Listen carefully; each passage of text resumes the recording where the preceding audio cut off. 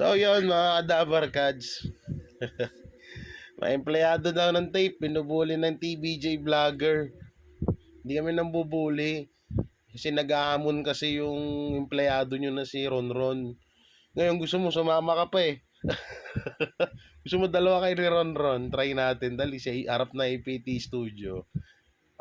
Ted, kaya mo ba? Yun lang kung tunay na lalaki ka.